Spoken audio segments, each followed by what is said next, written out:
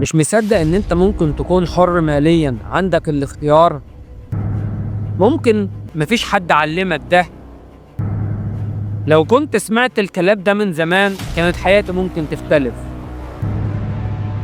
الشهادة مهمة، بس انا كنت فاكر ان الوظيفة هي الامان، بس الحقيقة غير كده. فالحقيقة صدمتني. ابوك اكيد بيحبك، بس ممكن ما يعرفش يعني ايه الحرية المالية. هنتعلم يعني ايه حرية المالية من كتاب الأب الغني والأب الفقير. الأب ذو التفكير التقليدي والأب ذو التفكير الغني. يلا بينا.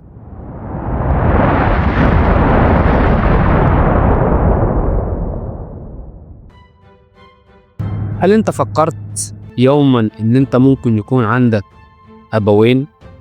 واحد ممكن يعلمك ازاي تشتري الأصول، والتاني ممكن بيقول لك انا عايز تشتغل وتهتم بالوظيفة علشان يكون في دخل ثابت.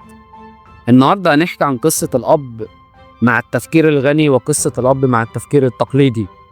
أنا مش عايز أقول الأب الغني والأب الفقير لأن أبهاتنا كلها غنية من وجهة نظرنا، لكن إحنا هنتكلم عن الأب ذو التفكير التقليدي والأب ذو التفكير الغني، والفرق من طريقتهم في التفكير عن المال. مستعد تغير نظرتك عن المال؟ خلينا نبدأ. الأب ذو التفكير التقليدي دايما بيقول أنا عايزك تروح المدرسة، أنا عايزك تاخد شهادة، أنا عايزك تعمل في وظيفة عشان يكون في دخل ثابت. لكن الأب ذو التفكير الغني برضو بيقول أنا عايزك تروح المدرسة، أنا عايزك تاخد شهادة، لكن أنا عايزك تسيطر على المال بدل ما المال هو اللي يسيطر عليك. وهو ده الفرق الحقيقي بين الأبهين في التفكير، إن هو يعرف يعلم ابنه الفرق بين الأصول والفرق بين الخصوم. وكمل معانا علشان هتعرف الفرق ما بينهم ايه. دايما حطها في عقل ابنك، دايما حطها في عقل ابنك ان الأغنياء بيشتروا أصول، بيشتروا استثمارات حتى لو بسيطة، بيشتروا عقارات حتى لو بسيطة. لكن الفقراء في التفكير التقليدي بيشتروا خصوم، يعتقدون أنها أصول. زي مثلا لما بتشتري سيارة جديدة، السيارة الجديدة دي اللي انت بتشتريها بغرض الاستخدام وليس بغرض التأجير، فهنا تحولت هذه السيارة من أصل إلى خصم. بتشتري منزل كبير، الهدف من المنزل الكبير ده عشان تسكن فيه مش عشان تأجره، وبالتالي هذا الأصل تحول من أصل إلى خصم. بتروح تجيب بطاقة ائتمان من البنك، هذه البطاقة اللي فيها فلوس من البنك بتتحول من أصل إلى خصم. هنتكلم عن الحرية المالية من كتاب الأب الغني والأب الفقير. والكتاب ده أنا ما حبيتش اسمه كتاب الأب الغني والأب الفقير. زي ما أنا قلت إحنا كل أبهاتنا من وجهة نظرنا هي غنية، لكن ممكن كان الكتاب ده يتسمى الأب ذو التفكير التقليدي والأب ذو التفكير الغني. والكتاب اتكلم عن 7 وصايا مهمين جدا، هم دول اللي بينشئوا فكرة أو مفهوم الحرية المالية. أول وصية قالها الكتاب أن الأغنياء لا يعملون من أجل المال بل يجعلون المال يعمل لهم. يعني بدل ما تشتغل طول عمرك علشان مرتب، فكر ازاي تخلي فلوسك هي اللي تشتغل لك، من خلال ان انت تستثمر، تعمل مشروع صغير. الوصية التانية اللي اتكلم عنها الكتاب قال ان التعليم المالي اهم من التعليم الاكاديمي. وعايز اقول ان الجزئية دي مهمة جدا، لان التعليم المالي هو اللي هيجيب بعد كده التعليم الاكاديمي. خلي بالك ان الشهادة مهمة طبعا عند الابوين، بس لو مش فاهم يعني ايه اصل، لو مش فاهم يعني ايه خصم، ازاي تدير مصاريفك؟ عمر ما فلوسك هتزيد. الوصية الثالثة اللي اتكلم عنها الكتاب اللي هي بيتك مش دايما اصل مالي الا لو بيجيب لك دخل. ناس كتير فاكرة ان البيت استثمار، بس الحقيقة ان البيت ده لو بياخد منك فلوس وما بيدخلكش دخل يبقى الأصل ده اسمه خصم وليس أصل. لو مأجره وبيجيب لك دخل ساعتها نقدر نقول على البيت ده هو أصل. الوصية الرابعة ابني مصادر دخل سلبية تحررك من عبودية الراتب. يعني ايه دخل سلبي؟ يعني ايه فلوس بتجيلك من غير ما تشتغل فيها كل يوم؟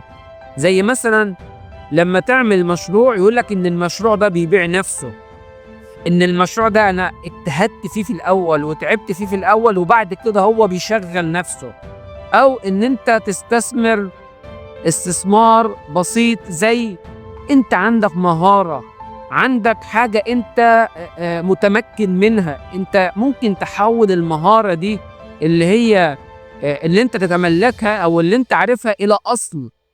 الاصل ده يجيب لك دخل بعدين، ان انت بتنشر المعرفة للناس، ده في حد ذاته هو اصل. ان انت عندك مهارة معينة وبتعلم الناس المهارة دي مقابل دخل ما، ان انت كده بتحول مهارتك الى اصل. فانت لما تعمل مصدر دخل زي ده مش هتبقى مربوط بالمرتب اخر الشهر ولا هتشيل همه. الوصية الخامسة: الفرق ما بين الاصل والخصم هو مفتاح الحرية المالية، هو مفتاح اللعبة المالية.